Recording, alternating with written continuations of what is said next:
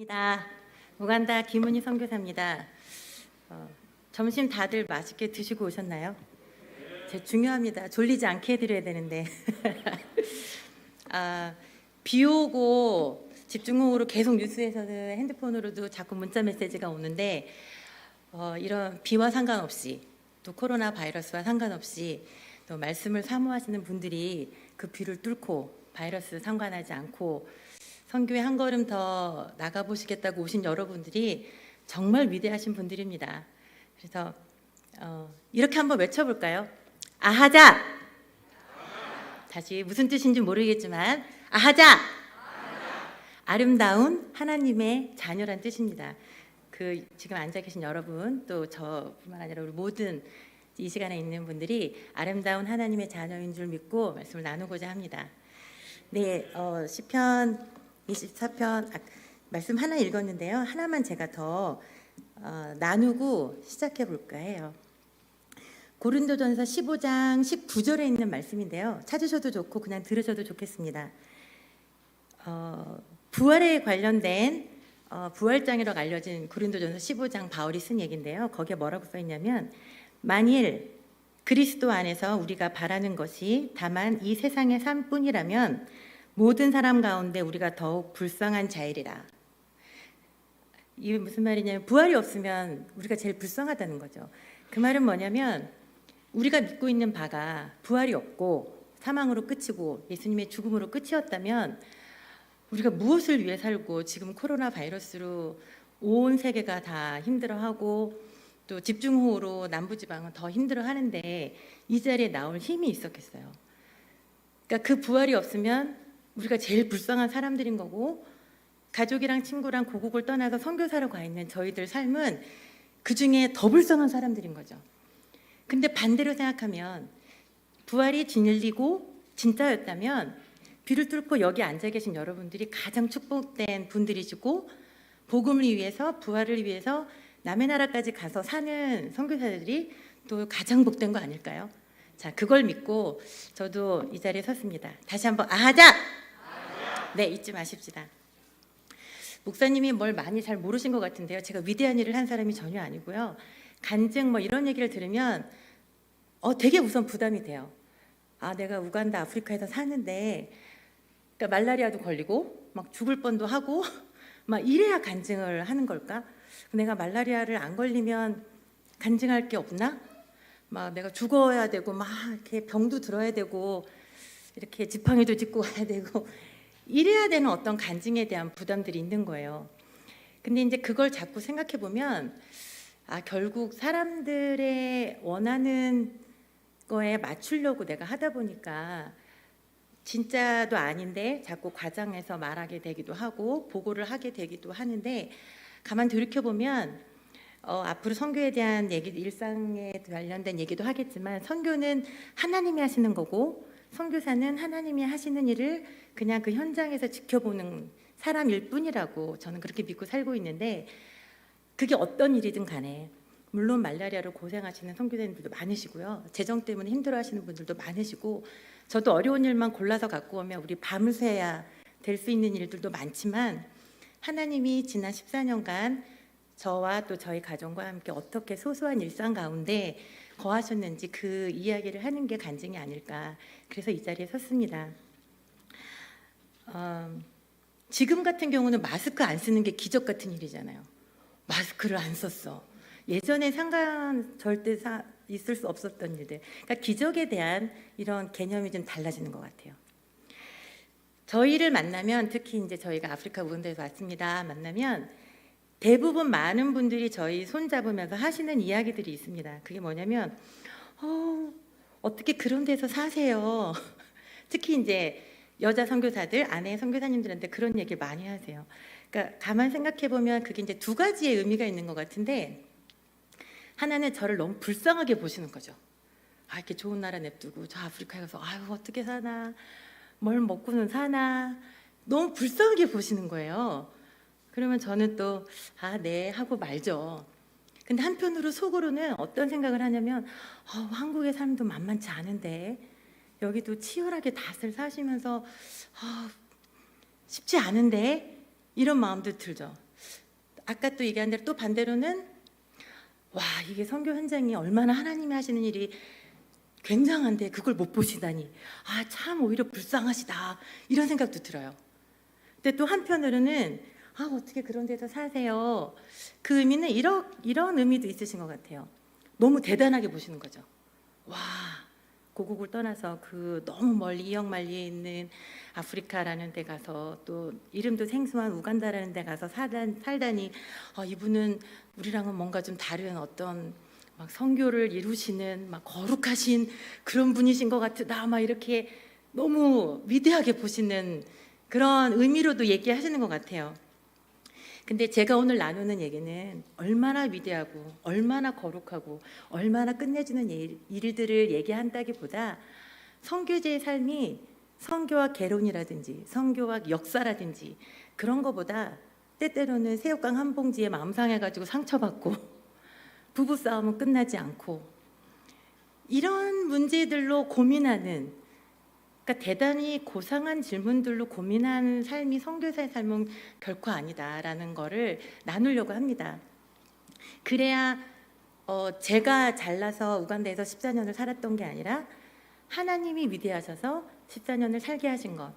그래서 다시 한번 저는 선교를 정리한다면, 선교는 하나님이 하시는 일이고 선교사는 현장에서, 그게 각자 나라가 다르고 지역이 다르겠지만 한국도 마찬가지죠. 한국을 포함해서 내가 서 있는 그곳에서 하나님이 하시는 일을 목격하는 사람, 그 일을 전하는 사람, 그 사람이 선교사다라고 했을 때 제가 한 것보다 하나님이 어떻게 14년 저희와 함께 일상을 걸어 오셨는지 마음을 열고 같이 나눠주셨으면 좋겠습니다. 네. 2006년도에 저희가 파송을 받았는데요. 저희한테 아들이 둘이 있었어요. 그때 한국 나이로 아이들이 6살, 8살, 이제 그 나이 때 유치원생도 초등학교 1학년 이제 1학기를 마치고 가는 즈음이었는데요. 저희가 파송 예배를 마치고 이제 가려고 하니까 저희 파송교회 노 권사님이, 체구도 굉장히 작으시고 막 힘도 없으시고 하시는데 제 손을 꼭 붙잡으면서 이 말씀을 해주셨어요. 내가 죽을 때까지 기도할 거야. 그냥 딱 그 한마디를 제 손을 잡고 해주셨어요. 그래서 그냥 어떤 접대성 멘트가 아니라, 아, 이 권사님은 정말 죽을 때까지 우리를 위해서 기도해 주시겠구나, 그 마음이 들어서 너무너무 감사했어요. 너무너무 힘이 나고, 뭔진 모르겠지만 이분이 죽을 때까지 죽을 힘을 다해서 기도해 주시겠다는데 제가 못 갈 게 뭐 있겠어요. 그러면 나는 죽을 때까지 열심히 살아야겠구나, 그 마음을 가지고 나갔습니다. 근데 이번에 다시 한국에 왔는데 그 권사님이 여전히 살아계세요. 살아계셔서 기도의 자리를 지키시고, 또 만나서 제가 그 얘기 나눴어요. 이제 14년 지나니까 권사님이 그 말씀 해주셔서 제가 우간다에서 잘 살 수 있었습니다. 근데 딱 웃으시더라고요. 여전히 지금도 저희 가정을 보내놓고 기도하시는 줄 믿습니다. 그래서 저희가 사는 거고, 여러분들도 품고 계시는 충진교회 선교사님들을 위해서 죽을 때까지 기도해 주셨으면 좋겠습니다. 네. 자, 이제 우간다를 갔는데, 자, PPT를 제가 한번 해볼게요.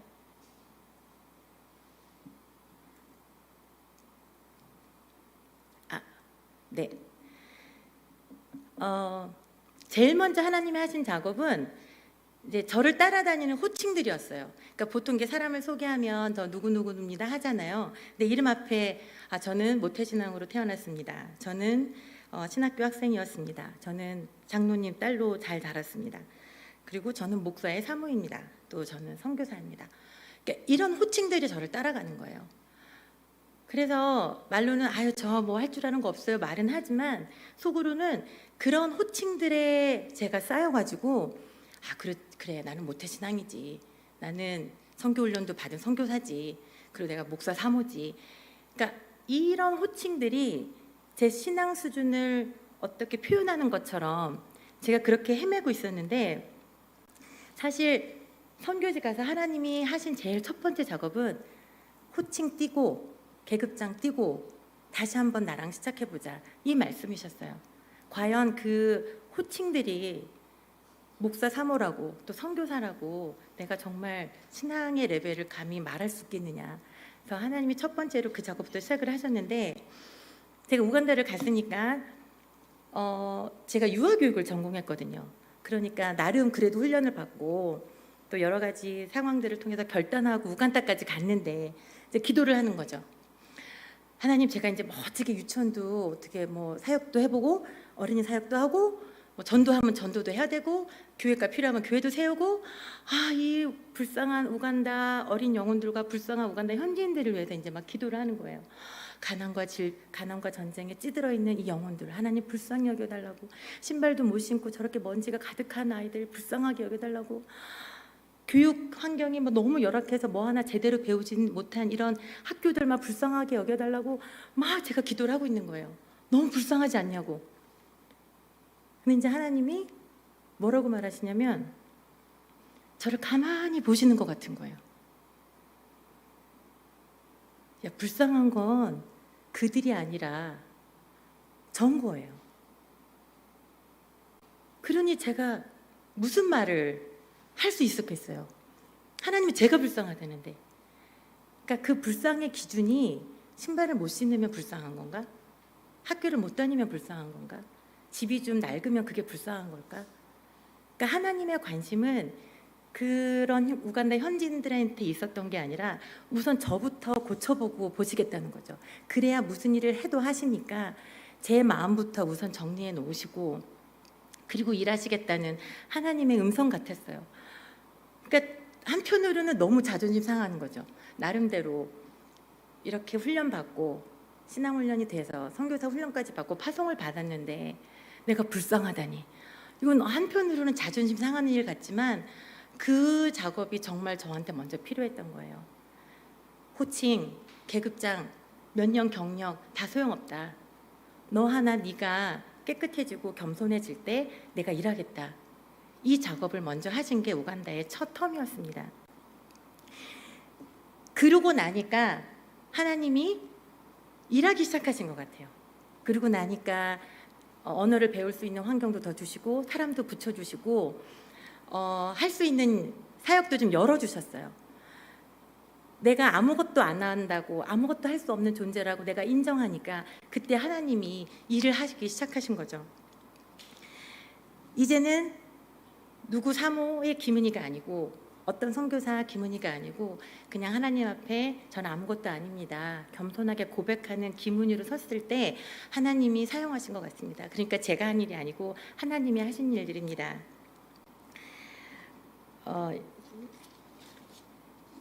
선교지에서 가기 전에 남편은 이제 부목사로 교회를 섬기고 저는 이제 아이들을 돌보고 집에 있다 보니까 거의 하루 종일 삶이 다른 거예요. 새벽 예배 남편이 가고 나면 하루는 거의 같이 밥 먹을 시간도 없고 같이 붙어 있는 시간도 없고 그렇게 살다가 요즘에 삼식이라는 말이 있나요? 코로나로 많이 겪으신 것 같은데 삼시세끼를 다 같이 가족들과 다들 계속 드셔보셨나요? 어떠셨어요? 너무너무 좋으셨어요? 웃으시는 분은 불편하셨던 걸 건데 그러니까 저희도 너무 좋았어요. 한국에서 삶이 다르게 우간다 가서 하루 종일 새끼를 다 같이 먹고 하루 종일 집에 같이 있고 그러니까 너무 좋았는데 그게 계속 좋았을까요?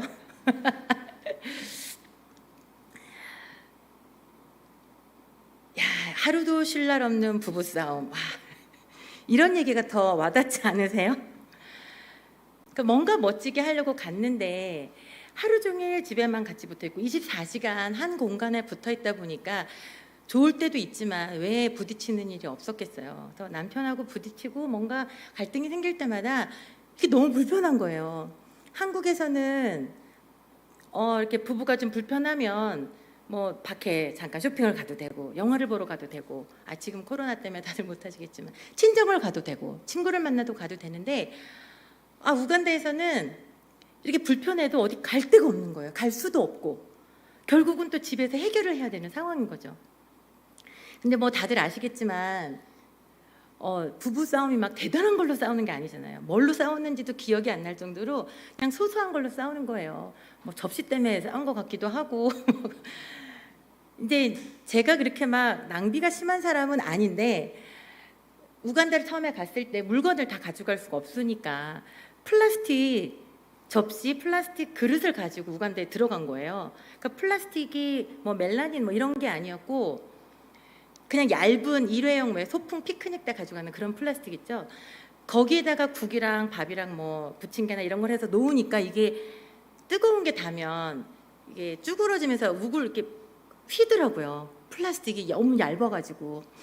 그래서 이게 뭐가 나올 것 같기도 하고 건강에도 안 좋을 것 같아서 갑자기 생긴 목돈으로 그럼 내가 접시를 사리라. 우리 4명이니까 4개의 접시와 4개의 그릇과 이걸 사리라 하고 이제 갔는데 이제 남편이 옆에서 왜 웃으세요? 그거 꼭 사야 돼? 이 말을 하는 거죠. 그렇잖아도 제가 그거를 살까 말까 몇 번을 주었다 놨다 하면서 사라고 해도 제가 살까 말까 고민할 판에 있는데 그 말을 들으니까 너무 속상한 거예요. 사지 말라는 뜻 같고 그래가지고 그냥 안 사고 돌아왔어요. 그리고 나서 이제 뾰루퉁해 있고 이제 힘든 거죠. 그리고 나니까 이제 남편이 이제 안 사랑스럽게 보이잖아요. 막 별게 다 신경 쓰이는 거죠. 꼴도 보기 싫다는 말이 뭔 줄 알았어요 그때. 막 옆에 모습도 보기 싫고 관련된 모든 물건 보는 것도 싫고 지금 여기 앉아 있는데 죄송합니다. 막 우리 영어를 해야 되는데 영어 F 발음도 안 되고 저런 것도 못 하고 F 발음이 이렇게 안 돼. 막 너무너무 힘든 거예요 그게. 근데 어떻게 풀 수가 없잖아요. 내 하소연을 들어줄 주변에 사람도 없고 한국 사람도 없고. 그러던 날 어느 날 이제 남편은 이제 그 지방에 목회자 훈련이 있어가지고 지방 일주일을 가 있었고요. 제가 집에 있으면서 별로 유명한 책도 아니었어요. 어떤 책을 이제 펴서 책을 읽다가 거기에 이런 말이 써 있었는데 어떤 구절이 써 있었냐면요. 하나님은 똑똑한 사람이 아니라 순결한 사람을 찾으신다. 하나님은 재능 있는 사람이 아니라 쓸 수 있는 사람을 찾으신다. 하나님은 사람을 기쁘게 하는 자가 아닌 하나님을 경외하는 자를 찾으신다. 하나님은 자기 확신에 찬 사람이 아니라 하나님만 의지하고 그분의 영광을 위한 열정이 있는 자를 찾으신다. 이 구절을 읽고 남편이 생각이 났어요. 가만 보니까 저는 똑똑했는지도 몰라요. 근데 하나님이 찾으시는 자는 순결한 사람을 찾으셨던 거죠. 저는 재능이 있는 사람이었는지 모르지만 하나님은 쓸 수 있는 사람을 찾으셨던 건데 남편이 그 사람이었더라고요. 하나님은 사람을 기쁘게 하는 자가 아니라 저는 사람들을 기쁘게 잘해주는데 남편은 하나님을 경외하는 자의 모습으로 살았던 게 보여졌어요. 자기 확신에 찬 사람이 저였다면 하나님만 의지하고 그분의 영광을 위한 열정이 있는 자가 남편이었다는 생각이 들면서 제가 엄청 울었어요. 내가 왜 그런 얘기 많이 하잖아요. 뭐 미치고 결혼했다. 뭐 누가 더 잘났다. 뭐 이렇게 얘기했을 때 제가 더 잘나서 결혼한 줄 알았는데 아니었던 거죠. 이건 정말 아니었었어요. 너무너무 부끄러웠어요. 그러니까 내가 남편을 위해 살아준 게 아니라 남편이 저를 위해 살아줬더라고요. 결혼 9년 차에 우간다를 갔는데 그날 밤 제가 이 책을 읽고 엄청 울고 다시 편지를 썼어요. 남편이 돌아오면 내가 다시 프로포즈를 하리라. 이런 나를 그동안 9년 동안 사랑해주고 같이 살아줘서 고맙다고. 내가 다시 남편을 사랑하고 섬길 건데 나를 다시 받아주겠냐고. 그래갖고 이렇게 뭐라고 썼는지 기억은 안 나는데 남편은 그거를 지금까지 아마 갖고 있을 거예요. 그래갖고 남편이 다시 돌아오는 날 제가 이제 다시 고백했죠. 내가 여태까지 잘못 알고 살았다. 내가 부족한 게 있었고 당신이 어떤 사람인지 알겠다. 내가 당신 다시 사랑할 건데 나를 다시 받아주겠냐고. 제가 남편한테 그렇게 프로포즈를 다시 했답니다. 남편은 뭔 소리인지도 모르고 그냥 당연하지 뭐 이렇게 뭐 받아주긴데 뭔 일이 있었는지 몰랐던 거죠. 그래서 처음에 우간다를 보내셨을 때 제 호칭 정리를 하시고 제 마음 정리를 하셨다면 그 다음 작업은 하나님이 부부를 회복시키신 것 같아요. 부부가 뭔가 불편하면 나가서 전도를 한들 그게 무슨 의미가 있을 것이고 그게 어떤 영향력을 미치겠어요. 그러니까 니네 둘부터 먼저 해결하고 보자. 하나님의 작업은 거기서부터 시작하신 것 같아요. 여전히 토닥토닥 하는 거 있죠. 그렇지만 종지부를 찍고 그 부부가 회복되었을 때 하나님이 더 마음껏 활용하시는 것 같습니다. 자, 우간다는 비워지지 않는 박스. 우간다는 한국마트가 없어요. 케냐만 옆 나라 케냐만 가도 있는데 한국마트가 없어서 모든 한국에 관련된 물건이라든지 한국 음식이 특히 너무너무 귀하고 소중해요. 뭐 다른 야채들은 현지에서 사서 할 수 있지만 고추장이 있어야 그것도 뭘 볶기라도 하고 고춧가루, 된장 이런 게 너무너무 필요한 거죠. 근데 저희가 이제 물건에 한계가 있으니 무게가 한계가 있으니까 다 가져갈 수 없어서 정말 아끼고 먹는데 고추장이 다 떨어졌는데 어떤 선교사님이 저희 집을 방문하면서 고추장을 갖고 오세요. 우와. 그 다음에는 이제 고추장이 생겼으니까 된장은 또 아직 남았고 근데 어느 날 보니까 간장이 없는 거예요. 간장이 없으면 거기 현지 거를 먹어도 돼요. 현지 거는 아니고 현지에서 파는 중국식 간장이 있어요. 중국식 간장을 먹으려면 먹지만 짠맛 외에는 이렇게 그런 감칠맛이 잘 안 나는 거죠. 그런데 어느 날 갑자기 동료 선교사님 사모님이 저희 집에 오시면서 한국 샘표 진간장 있죠, 빨간색. 그냥 여기서는 별로 쳐주지도 않지만 아주 거기는 정말 너무 귀한 진간장 한 병을 들고 오시는 거예요. 그래서 제가 그때 막 이렇게 전율이 일어날 정도로 깜짝 놀랐어요. 만약에 그분이 고추장을 갖고 오셨거나 된장을 갖고 오셨으면 그런 감동이 없었을 텐데 간장을 딱 갖고 오신 거예요. 이거 너무 신기하잖아요.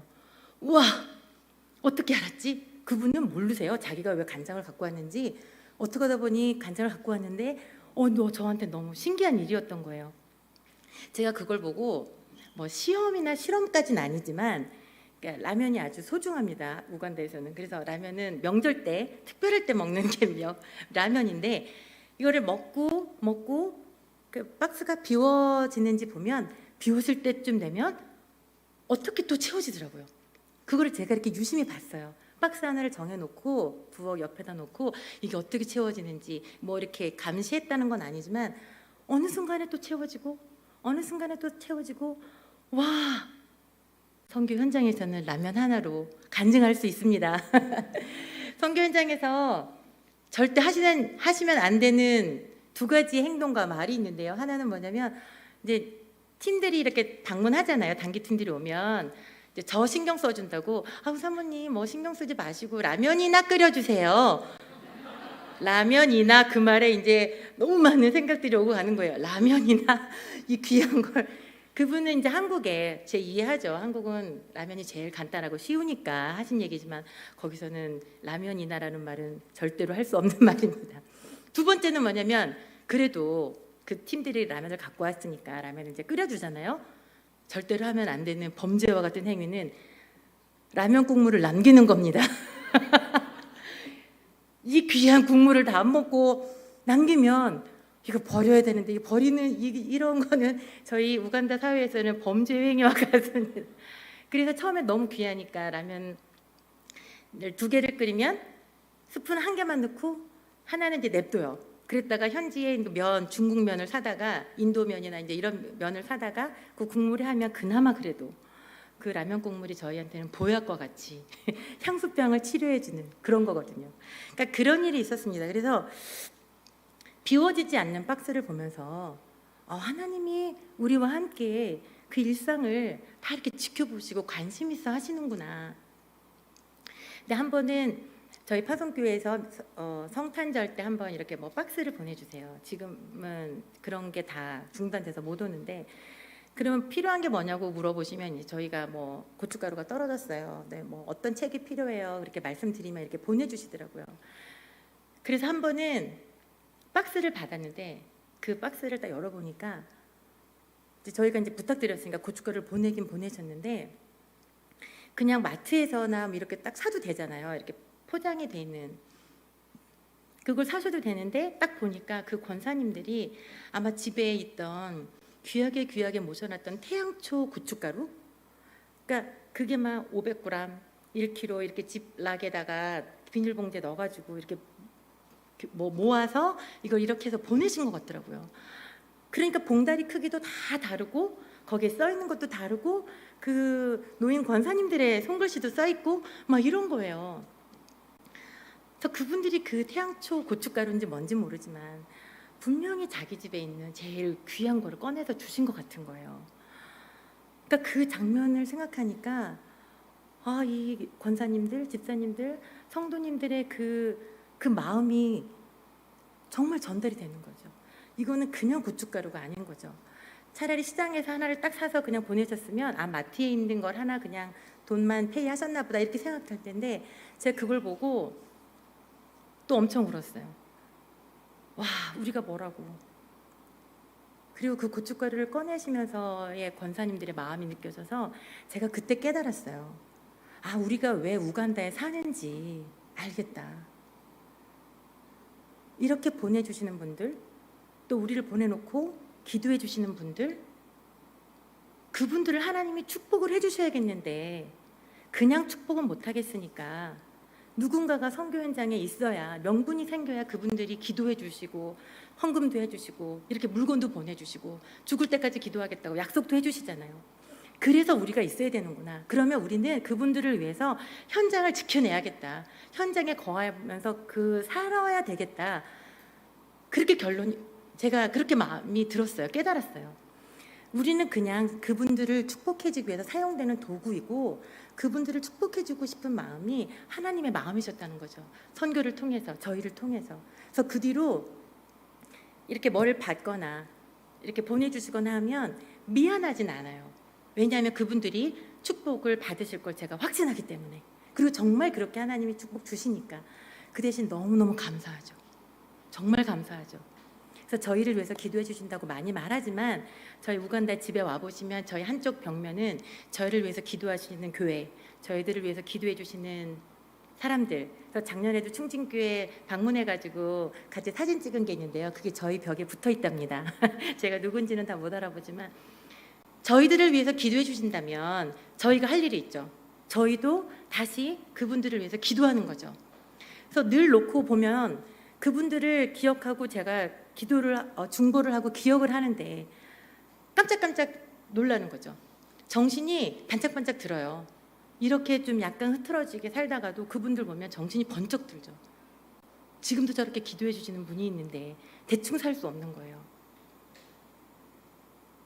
그래서 지금 선교를 다시 정리하면 선교는 하나님이 하시는 일이고 선교사는 현장을 지키는 사람들이고 현장을 지키는 사람을 통해서 기도해 주는 모든 보내는 선교사 여러분들을 축복하시기 위해서 하나님이 하시는 작업이라고 믿습니다. 자, 네. 그 다음 이야기는 창문 밖 광경이라는 나눔인데요. 저희가 다음 주 되면 다시 이제 목동이라는 선교 훈련 센터가 있습니다. 저희 우간다 가기 전에 선교 훈련을 받고 나갔는데요. 거기 목동에 있는 다세대 주택 같은데 한 가정 들어가 살면서 훈련을 받다가 6개월 훈련 받고 우간다로 갔어요. 근데 이제 그 목동에 다세대 주택 보면 한 층에 한 4집이 같이 살았는데, 그러니까 4가구가 있는데 어떤 가구는 길목 쪽에 돼 있고 어떤 가구는 그 안쪽에 들어가 있어서 두 집은 어두운 거예요. 낮에 들어가도 불을 켜야만 되는 약간 어두운, 채광이 없어서 어두운 지역이었고 나머지 앞에 두 집은 바깥에 길가에 있어갖고 그냥 낮에 들어가도 되게 환한, 채광이 아주 좋은 그런 집이었어요. 그래서 저희가 이제 훈련원에 들어갔는데 어느 집으로 배정됐나 봤더니 안쪽이었던 거예요. 그리고 낮에 들어가도 너무 어둡고 전 어두우면 좀 별로 싫더라고요. 근데 그 옆집 보니까 너무 환하고 그리고 너무 좋은 데다가 그 창문 밖으로 바라보는 광경이 거기에 목동에 약간 언덕 산 중턱에 있었는데요. 야경이 너무 멋진 거죠. 창문이 크니까, 거실에 있는 창문이 크니까 빛도 잘 들어오고 낮에는, 밤에는 그 이렇게 딱 보이는 광경이 너무 멋진 거예요. 그래서 제가 6개월 동안 살면서 좀 일찍 신청하지, 우리 집 저기 배정되게, 계속 남편한테 뭐라 그러고 전 6개월 내내 불평했어요. 그러니까 불평이라기보다는 저기 살았으면 좋겠다, 저런 데 살았으면 좋겠다, 저기였으면 더 좋았을 텐데, 더 선교 훈련도 더 잘 받았을 것 같은데 왜 우리 이렇게 어두운 데 있지. 6개월 내내 불평했던 것 같아요. 그리고 나서 저희가 우간다로 바로 가기 전에 언어 훈련이랑 다른 훈련 프로그램 때문에 남아공을 들렸다가 우간다를 갔는데요. 남아공에는 잠깐 머무는 곳이라 저희가 집을 뭐 새로 찾아봐가지고 가구를 구입하고 이런 게 아니었고요. 잠시 머물 곳이어서 가구가 다 되어 있는 그런 집으로 들어갔어요. 학원에서 연결해준 그 집으로 들어갔는데 거기 지역이 남아공의 케이프타운이었거든요. 케이프타운이 뭘로 유명하냐면 테이블 마운틴으로 유명한 지역이에요. 아주 관광지 중에 하나인데 저희 집의 안방이 창문을 통해서 그 테이블 마운틴이 딱 보이는 거예요. 그런 방이 어떻게 얻어져서 살았어요. 그때 뒤통수를 한 대 또 하나님한테 또 딱 맞았잖아요. 야, 이제 됐냐? 그러시는 것 같은 거예요. 그래서 제가 그때 얼마나 부끄럽고 얼마나 창피했는지 딱 하나님이 그러신 것 같은 거예요. 지난 6개월 선교 훈련 받으면서 그렇게 감사하지 않고 원망하고 뭐 저 집에 살았으면 좋겠다 이러더니 이제 됐냐는 거죠. 거기는 목동에 있는 야경과는 비교할 수 없는 곳이었어요. 그 유명한 관광지 테이블 마운틴이 안방 창문을 통해서 보인다니까요. 그때 제가 회개한 게 뭐냐면 제가 보는 시야는 딱 목동인 거예요. 목동의 6개월. 그렇지만 하나님은 이미 그 앞을 너무 내다보고 계신 거죠. 하나님의 그림은 훨씬 더 원대하고 큰 계획이셨는데 저는 앞에 있는 이 작은 근시적인 생각으로 이 앞에만 바라보니까 불평하고 이런 데면 안 되나 늘 다른 것만 바라보고 이렇게 살고 있는 제 모습을 본 거예요. 우간다로 이제 왔잖아요. 우간다는 어떨까요?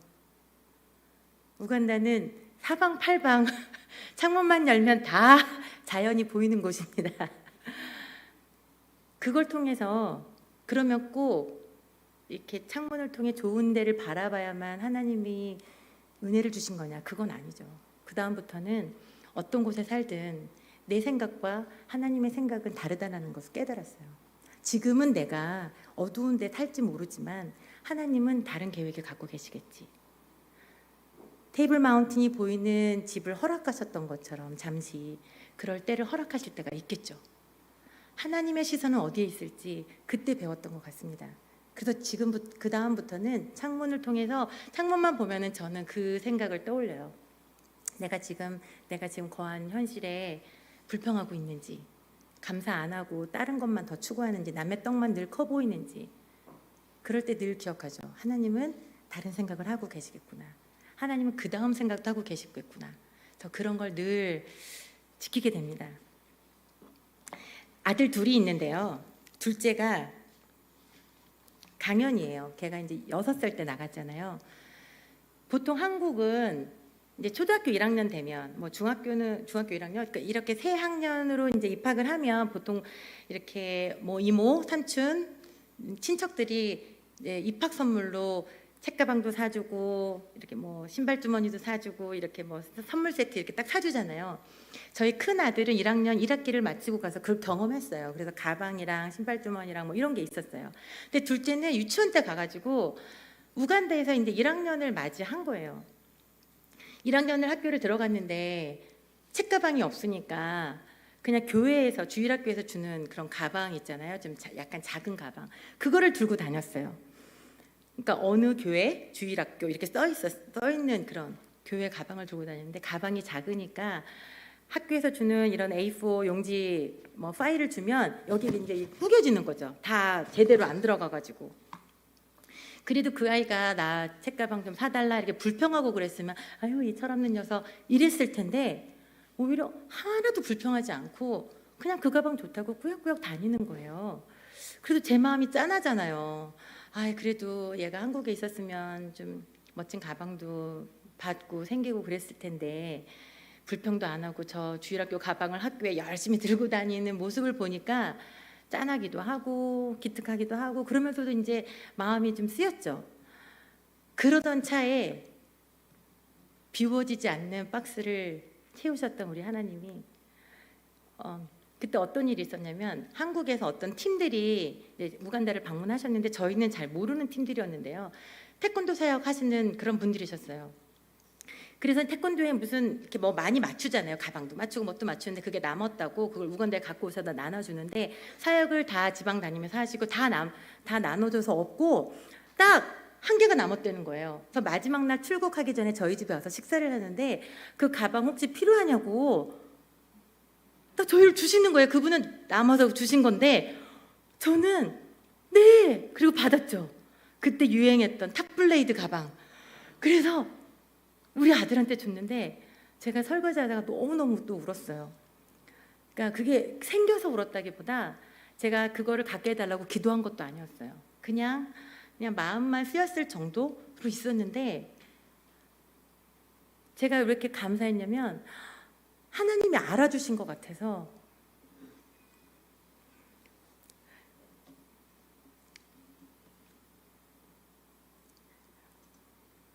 아이고 아닌데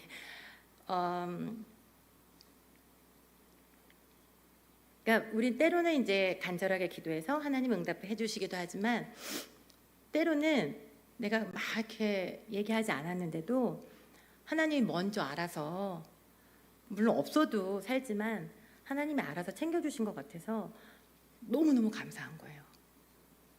그래서 그런 일이 있었답니다. 제가 이제 부끄러운 얘기를 좀 할까 하는데요.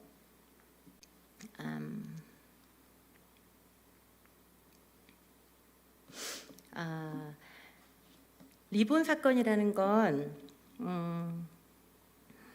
저희가 14년을 살면서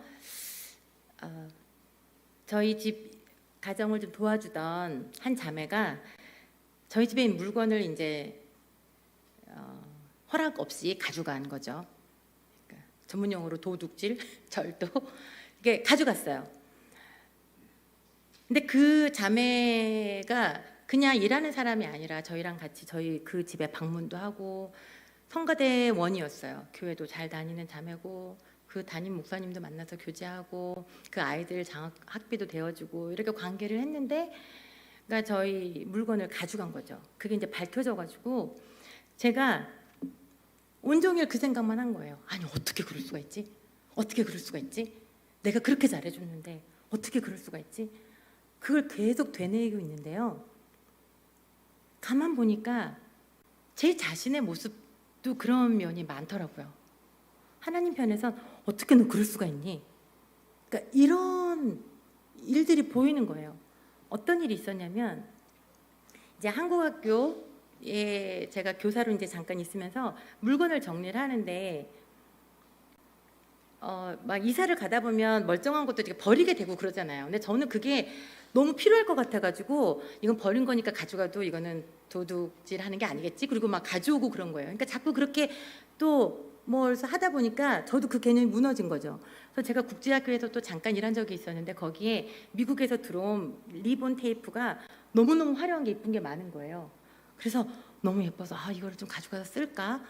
이거 내가 나를 위해서 쓰는 게 아니라 저한테는 정당한 합리화가 있었던 거죠. 우간다 아이들을 위해 쓸 건데 가져가도 되겠지. 근데 그때 그 자매 생각이 나는 거죠. 그 사람이 우리 집에서 가져가는 거나 내가 이 리본이 탐이 나서 가져가고 싶었던 거나 가져가도 될까? 가져가도 되겠지. 아니야 그러면 안 되지. 그럼 똑같지. 들었다 놨다 반복하는 제 모습을 봤어요.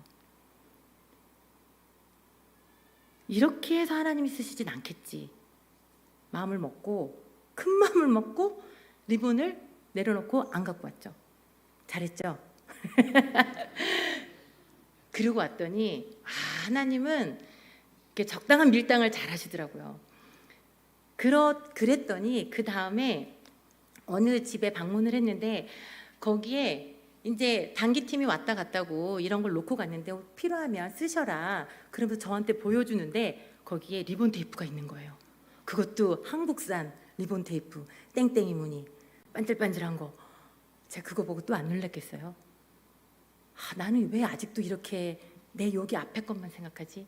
하나님은 땡땡이 리본 테이프를 준비해 놓고 기다리셨는데 저는 작은 거 하나 가지고 들었다 놨다 하는, 여전히 그렇게 저는 씨름하고 살고 있습니다. 그래서 하나님이 그렇게 또 채워주시는 걸 경험했고요. 저희라고 왜 어려운 일이 없겠어요. 저희가 2번을 도둑을 맞았는데 그것도 딱 주일에 저희가 예배 드리러 가는 딱 그 시간에 이제 들어온 거죠. 왜냐하면 저희들은 아무리 오래 살아도 흑인이 되진 않잖아요. 그러니까 모든 현지인들한테는 우리가 어떻게 움직이고 어디를 가는지 다 동태 파악이 되는 거예요. 그래서 뭐 특별히 할 일도 없으니까 남는 게 시간이니까 늘 이렇게 보는 거죠. 저 집이 언제 나가나, 또 언제 들어오나. 그러다가 주일에 딱 1시간 반 그 사이에 저희 집에 대낮에 들어와가지고 이제 컴퓨터랑 뭐 스피커랑 전자기기, 그러니까 팔기 좋은 그런 거를 싹 훔쳐갔어요. 그런 걸 2번을 당했는데 일반 우간다는 일반 뭐 도둑이 이 집 지나가다 이 집을 한번 털어볼까 해서 터는 경우는 거의 없어요. 다 이제 내부에 관련된 소행, 이 집이 비었다, 이제 들어와도 된다 이러면 이제 다 이렇게 연결돼가지고 들어오는 거죠. 그때 또 저희랑 같이 사역했던 자매랑 연관된 일이긴 했는데, 물건, 노트북, 물론 자료는 없어져서 너무 속상했지만 노트북이야, 스피커, 전자사전 이런 거야 저희가 또 돈을 들여서 또 사면 되지만, 그러면서 깨어진 관계는 다시 살 수가 없잖아요. 그런 게 너무 힘든 거죠. 그러면서 그 현지인들이 다 교회를 다니고 교회를 봉사하는 사람들인데 도대체 무엇을 믿고 교회를 다니고 진리가 뭐라고 알기 때문에 이렇게 남의 것을 가져가는 거에 전혀 고민하지 않고 이렇게 가져가지? 그 영혼들이 너무너무 불쌍한 거죠. 배고프고 가난하고 허한 거를 도둑질로, 속임수로 하려고 하는 이 사람들이 너무너무 안타까웠어요. 그럼 이 사람들을 어떻게 해야 되겠냐? 교회를 다니지만 복음을 제대로 알지 못하니까 어디에 내가 가치를 둬야 되고 내가 어디에 목숨을 걸어야 될지 잘 모르는 것들이었던 거죠. 이 사람들이 복음을 제대로만 알았으면, 교회를 다니는 게 아니라 교회 안에 있는 진리를 제대로 알았으면 이러지 않았을 텐데, 결국은 복음이다. 이들이 복음을 제대로 안다면 삶이 바뀔 거고, 생각하는 게 바뀔 거고, 행동하는 게 바뀔 거고,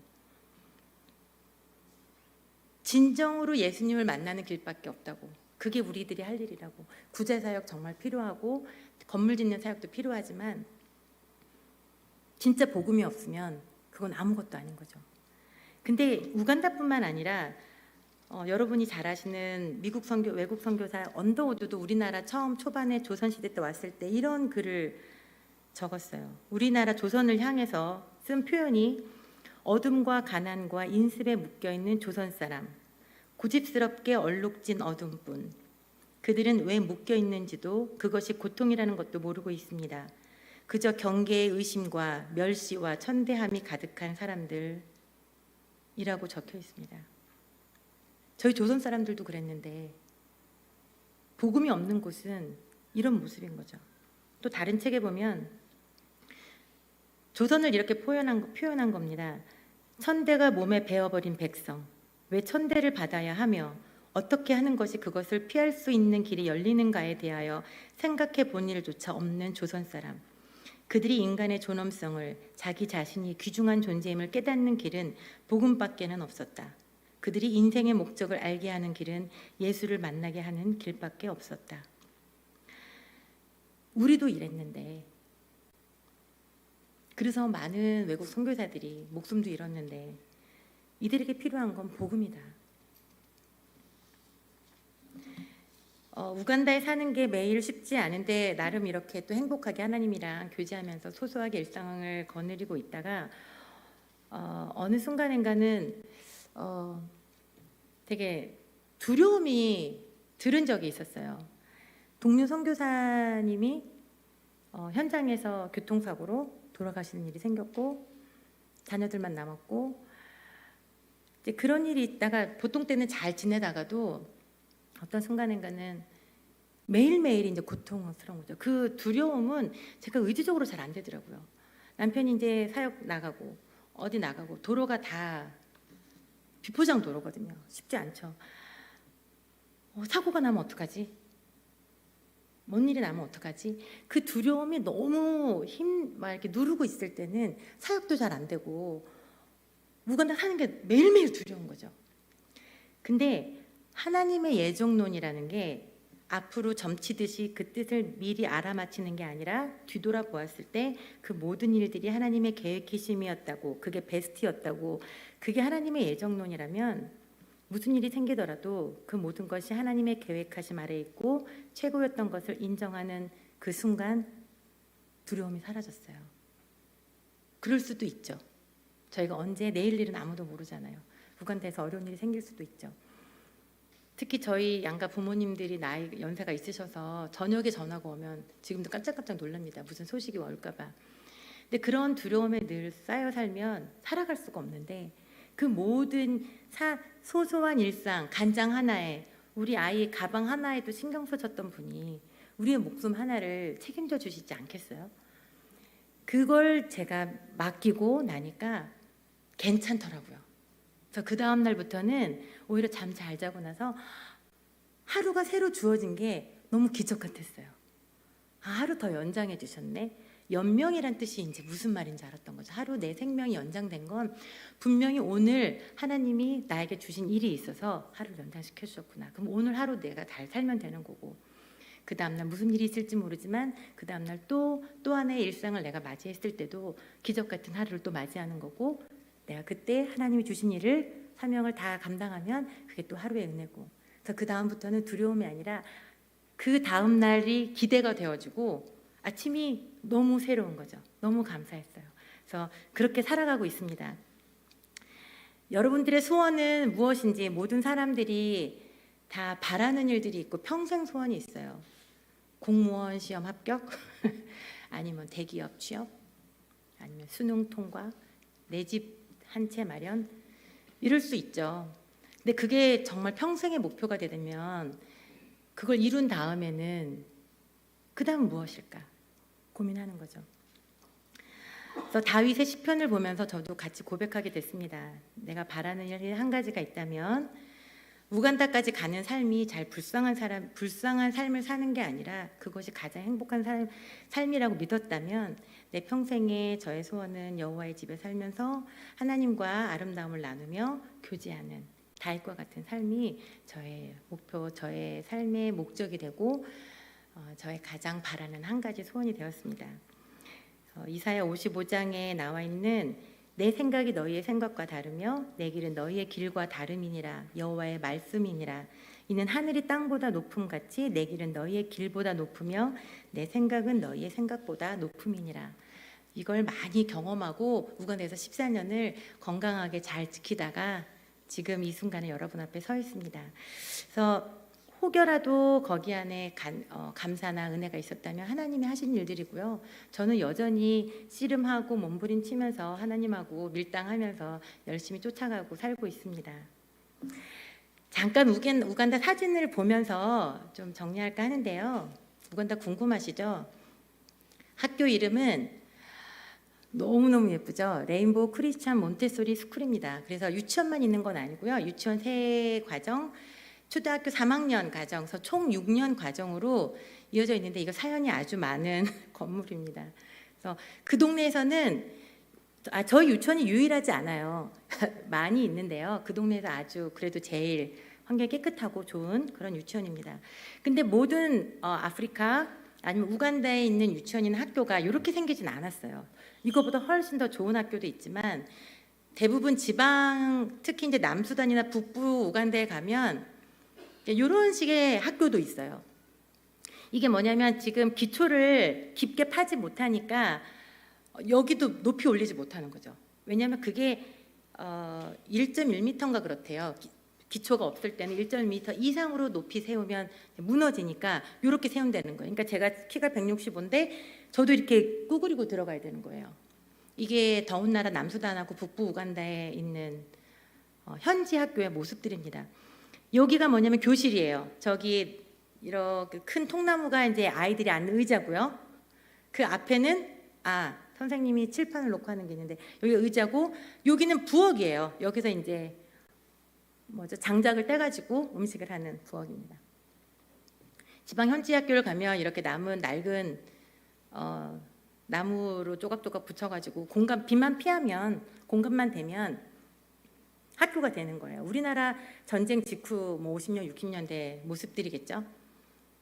아이들이 책이랑 뭐가 없으니까 칠판에 잔뜩 그려놓고 써놓고 아이들은 그대로 그냥 따라하는 그런 식의 학교 모습들이고요. 여기는 벽이 없죠. 우리나라도 그랬잖아요. 그냥 나무 그늘에 앉아있으면 그게 학교가 되는 것처럼 이런 학교도 많습니다. 코로나 전이긴 하지만 지금 코로나 때문에 우간다 같은 경우도 인구의 50% 이상이 15세 미만의 어린이들이거든요. 어린이들이 넘쳐나는데 지금 그거를 못하고 있는 거예요. 무조건 문을 다 닫아놓고 온라인도 안 되는 상황에서 지금 이 아이들이 다 방치되어 있는 상태인데요. 이렇게 모여있으면 이렇게 가득가득 따닥따닥 모이는 그런 형편인 거죠. 보통 아프리카 아이들, 현지 아이들, 특히 저도 한국에 와서 큰 구호 단체들을 보니까 아프리카 아이들의 모습은 어떤 모습을 그리세요? 늘 약간 팔이 꼬이고 신발 없어야 되고 진흙덩이에서 놀아야 되고 이런 모습들의 사진들이 굉장히 많아요. 거짓은 아니고 실제로 있기도 하지만 이게 다라고 생각하는 거죠. 우간다도 한국도 사실 어디 시골에 있는 분들 사진만 골라 모으면 한국도 살만한 곳이 아니잖아요. 그러니까 마찬가지로 우간다 아이들이 이런 모습을 찍어서 내보내는 게 누구를 위한 거지? 누구를 위해 이들은 가난해야 하는지? 내가 깨끗한 옷 입고 좋은 신발을 신으면 안 되는 건가? 그러면 이제 구제가 끊기는 어떤 그런 문제도 있겠지만 이런 아이들이 있는 것도 사실이고요. 그래서 도움이 필요한 것도 사실이에요. 빵도 나눠줘야 되고 신발도 나눠줘야 되고 옷도 줘야 되고 하는 것도 사실이지만 전체 그러진 않습니다. 그래서 저도 우간다 아이들이 얼마나 예쁘고 얼마나 밝은지 일부러 그런 사진들을 많이 찍고 있어요. 한번 보실래요? 너무 예쁘죠? 이 아이들한테도 환하게 웃을 수 있는 권리가 없을까요? 이 아이들도 저희와 똑같이 하나님이 지으신 하나님의 작품들인데 이 친구는 메리온이란 친구입니다. 아슈라프 친구고요. 이 친구 웃고 있지만 싱글맘 엄마 아빠는 누군지 몰라요. 살아 있지만 어디에 사는지 누군지 모르고 그냥 엄마 혼자 이 미혼모가 이 아이를 낳고 사는데 엄마는 에이즈가 있고요. 엄마는 술집을 다닙니다. 근데 이 아이 하나인데 이 아이 학교 다니는 형편이 당연히 안 되죠. 그래서 저희 장학생으로 저희 학교를 다니고 있는데요. 이렇게 밝게 웃고 있어요. 너무 예쁘죠? 만 3세 어린이입니다. 이 친구는 샬라힐이라고 무슬림 친구예요. 무슬림 가정이에요. 그 엄마는 이렇게 쓰고 오세요. 히잡을 쓰고 오시는데 저희 학교에도 무슬림 가정이 여러 가정이 있으세요. 왜냐하면 우리가 기독교 학교인지 알고 성경을 가르치는 거 알지만 학교 환경이 좋으니까 상관없다고 제대로 된 무슬림이 아닌 거죠. 상관없다고 보내세요. 왜냐하면 학교는 좋으니까. 그래서 보내는데 이 아이에게 숨겨진 말씀이랑 찬송은 그거는 부모가 어떻게 할 수 없는 거죠. 근데 이 아이가 지금 상장을 들고 서 있는 거예요. 말씀 시간에 제일 열심히 듣고 이제 아무리 집안 환경이 무슬림이어서 모스크를 갈 수도 있겠지만 이 아이의 머릿속에 이 아이의 마음속에 영 속에 담겨져 있는 성령은 누구도 뺏어갈 수 없잖아요. 그래서 그런 걸 목표로 저희 학교에서도 무슬림 가정을 많이 봤습니다. 이 친구 이름은 임마누엘이에요. 너무 예쁘죠? 행복해하면서 밥을 먹고 있습니다. 이 친구 이름이 페이스인데요. 별명이 영창 피아노예요.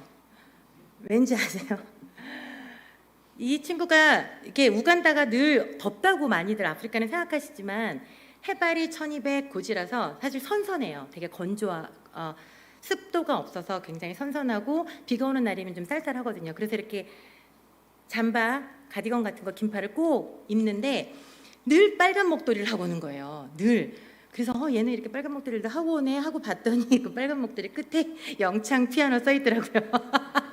그러니까 여기 위에 건반 덮개였는데 그게 피아노 건반 덮개인지 모르고 엄마는 아마 구호물품 어디선가 얻었는지 샀는지 그게 목도리인 줄 알고 아이한테 이렇게 해갖고 오는 거죠.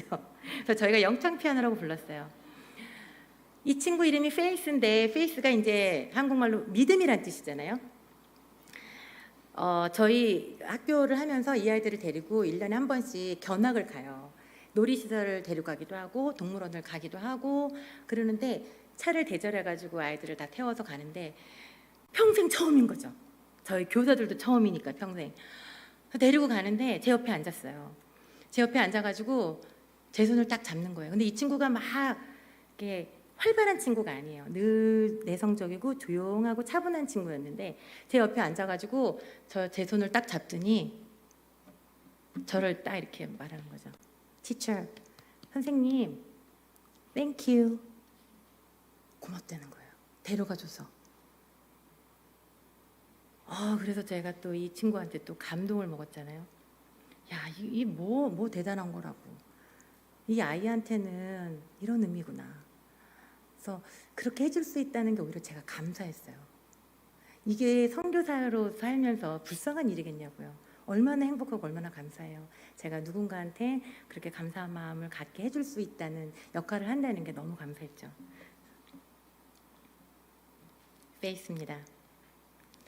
자, 현직 교사들을 소개하겠습니다. 저희와 함께 일하는 선생님들인데요.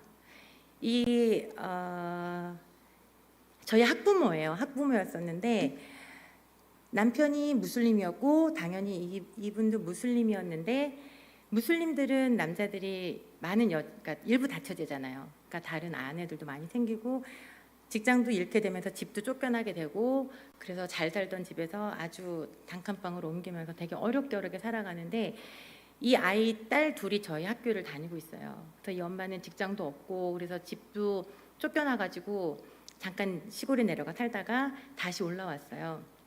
직장이 없어서 어렵게 살고 있는데 이 아이들 둘이 공부를 제일 잘합니다. 저희 학교에서. 그래서 장학금을 주기도 했고 그래서 이 엄마에게 저희가 제안을 했죠. 저희 학교 유치원에 이렇게 학교 버스를 운영을 하는데 학교 버스에 한 사람씩 타서 이렇게 안내해야 되잖아요. 그 일을 해줄 수 있겠냐. 청소하는 거라 부탁했더니 너무너무 고마워하죠. 그래서 저희 그 학교 버스 운영하는 그 담당 일을 해주시고 계시는 분인데 너무 행복해 하시고 그 아이가 1년을 마무리하면서 간증하는 시간이 있는데 그 아이가 자기 엄마가 일자리가 생겼다고 간증을 하더라고요. 행복하게 잘하고 있습니다. 우간다에 사는 사람들이 늘 병들고 이렇게 슬퍼 있고 이런 모습이어야 할까. 우리 선생님들이 얼마나 감사해하는지 저희와 함께 사역하고 있는 분들입니다. 저희 직원이고요. 이름도 조이스예요. 이분 너무 예쁘죠? 또 한 분을 소개하겠는데 저희 유치원 선생님 중에 한 분이 스코비아라는 선생님이 있는데 저희가 이제 아침에 와서 일을 하고 오후 4시 되면 다 이제 퇴근하잖아요. 퇴근하고 집에 가면 뭐 하는지 제가 물었어요. 이 사람들의 여가 생활은 뭘까? 집에 가면 뭐 해? 하고 물었더니 말씀 보고 기도해요. 그러는 거예요. 그래서 그런 거 말고 그거 우리 다 하는 거고 그런 거 말고 뭐 해? 말씀 보고 기도하는데요. 그다음부터 제가 약간 멈칫했어요. 아니 집에 가면 이제 뭐 하는데 다른 일 뭐 하는 거 없어? 집에 가면 잠자기 전에 뭐 해? 했더니 전기가 있을 땐 그러니까 낮에는 화나니까 말씀을 보다가 전기가 나가고 저녁에 어두워져서 전기가 없으면 그때는 책을 볼 수가 없으니까 기도를 한대요. 제가 한 대 맞은 것 같더라고요. 가끔 우리는 말씀 보고 기도해 이 말을 약간 입에 발린 말처럼 하지 않으면서 그냥 이렇게 아무 생각 없이 던지는 말들 아니었나? 아니면 정말 다른 게 뭐 할 게 없으니까 그거 하는 걸로 말하는 거 아니었나? 저는 그렇게 생각했던 것 같아요. 근데 제 앞에 스코비아의 답은 말씀과 기도 보는 게 진짜였어요. 왜냐하면 집에 가면 다른 게 뭐가 없잖아요.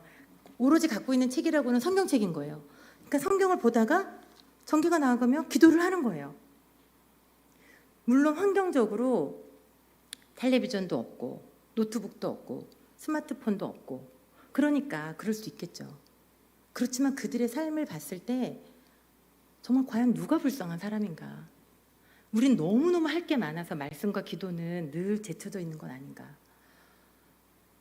아주 단순한 삶 같지만 하나님 편에서는 이 스코비아 우간다에 사는 현지 한 여인의 모습이 더 귀하고 멋지다고 평가하시진 않을까?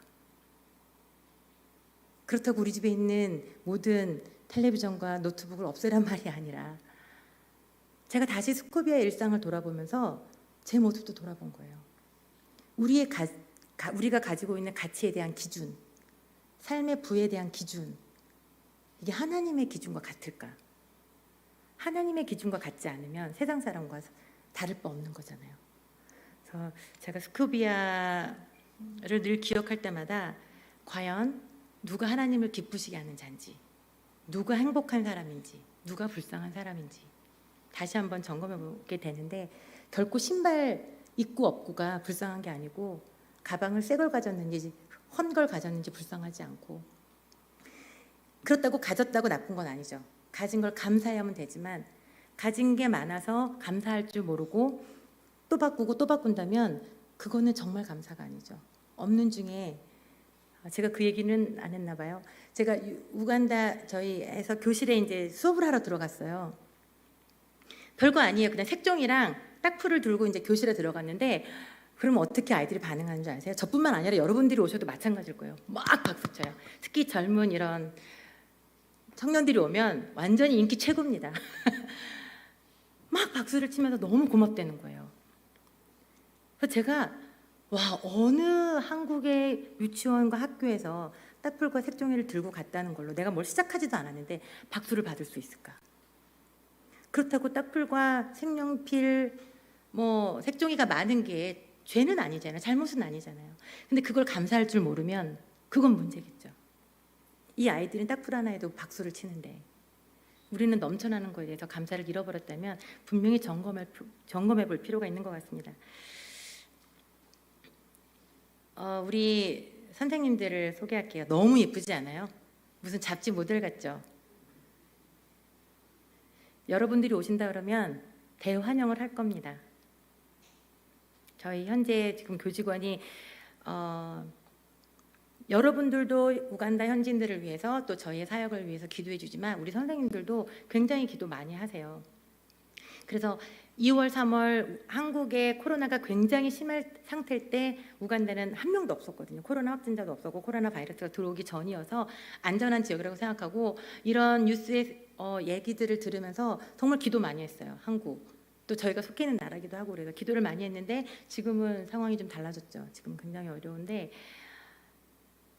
모든 기도를 하나님이 들으시지만 저희가 학교를 하면서 매일 끝나고 30분씩 모여서 말씀 한 장 읽고 나누고 같이 기도를 하거든요.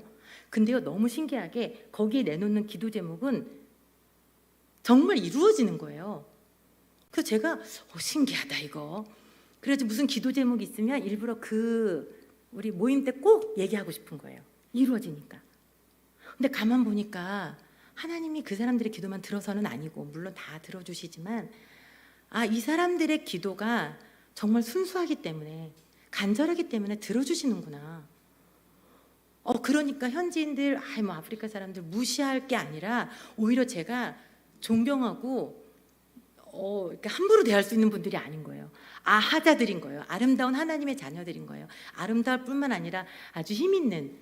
그래서 꼭 무슨 선교사가 좀 더 잘난 선진국에서 온 사람들이고 현지인은 열등한 나라에 있는 그런 관계가 아니라 하나님 앞에서 오히려 제가 어떨 때는 많이 도움을 많이 받고 제 기도 제목도 많이 내놓고 저를 위해서 기도도 정말 많이 해주십니다. 그래서 선교에 대한 어떤 이미지, 선교에 대한 생각을 좀 더 다르게 한번 바라봐 주셨으면 좋겠어요. 불쌍하게 아니라 도전하고 같이 동역하는, 같이 하나님의 자녀로 살아가는, 다만 우리는 한국에, 어떤 이들은 아프리카에, 어떤 이들은 동남아에 다르게 살고 있을 뿐이지 같은 하나님의 자녀라는 인식을 가지셨으면 좋겠어요. 그러면 선교에 조금 더 가깝게 다가갈 수 있지 않을까 합니다. 그래서 레인보우 학교가 막 커지는 게 저희의 목적은 아니고요. 아까 처음에 보셨던 남수단 아니면 북부 아니면 다른 지방의 열악한 학교를 가면 교사가 훈련도 안 되어 있어요. 유아교육과가 없어서 뿐만 아니라 그냥 동네에 어른들이 와서 가르치고 하는 건데, 지금 뭐 만든지 보이시죠? 뭘 만들고 써 있냐면 이 신문지로 그 모자 만든 거예요. 그거 아시죠? 이거 한 번 더 접으면 종이배 되는 거. 그거는 유아교육을 안 해도 다 할 수 있는 거예요. 한국에 있는 분들은 다. 근데 그거 하나 가르쳐 줬다고 난리가 난 거예요. 저는 무슨 막 미술 아티스트가 되고 엄마가 아기를 데리고 와가지고 너무 신나는 거예요. 이런 세상을 처음 봤다는 거죠. 그때 뭐 자료가 없어서 그냥 신문지 하나를 가지고 만들었을 뿐인데 이들한테는 이게 너무너무 새로운 도전이었고 새로운 충격이었고, 아 이렇게 하면 되겠구나. 그리고 아기를 업고 춤추고 난리가 났었던 거예요. 그 아까 전 사진이 지금 없고 자기가 얼마나 신나갖고 난리가 나는지 몰라요. 그래서 저희 학교에 있는 자료라든지 어떤 노하우라든지 아이디어가 있다면 그 흘러보내는 센터의 역할을 하려고 레인보우가 지금 있습니다. 그래서 교사 훈련이 정말 필요하고요. 시간을 같이 오랫동안 들어주셔서 감사해서 우리 충정교회 여러분들에게 제 선물을 드리겠습니다. 아름다운 우간다의 사진입니다. 너무 예쁘죠? 오시면 다 직접 보실 수 있습니다.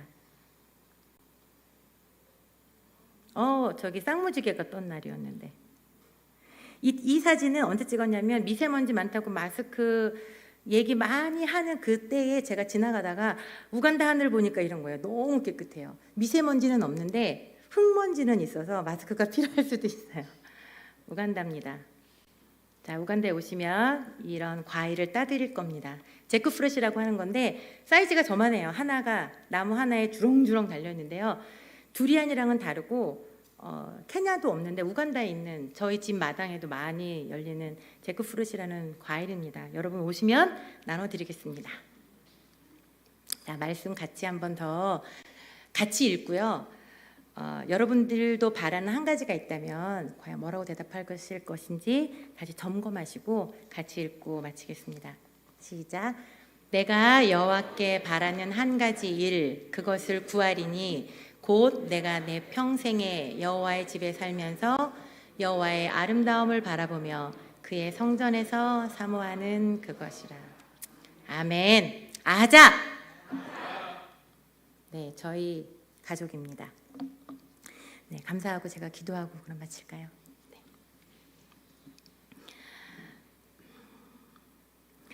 오늘도 여전히 살아계신 하나님, 저희를 아름다운 자녀라고 불러주셔서 감사합니다. 사는 곳이 다르고 하는 일 다르고 저희에게 맡겨주신 사명들이 모양과 역할은 조금씩 다르지만 우리 삶의 평생 소원이 하나님을 기쁘시게 하는 삶이면 좋겠습니다. 지금 저희 각자가 서 있는 곳에서 열심히 또 최선을 다해서 부끄럽지 않게 겸손하지만 강하게 우리가 하나님의 자녀라는 확신을 가지고 그 정체성을 가지고 우리에게 주신 사명을 가지고 하나님 앞에 하나님과 소소한 일상 가운데에서라도 걸어가고 교제하고 친밀해지는 저희의 삶이 되게 하여 주시옵소서. 기름 부어주시고 선교에 한 걸음 더 앞서가려고 노력하는 이 충진교회와 모든 성도님들 가운데 더 큰 복으로 은혜로 채워주시옵소서. 저희를 사용하여 주셔서 감사드립니다. 예수님의 이름으로 기도드렸습니다. 아멘.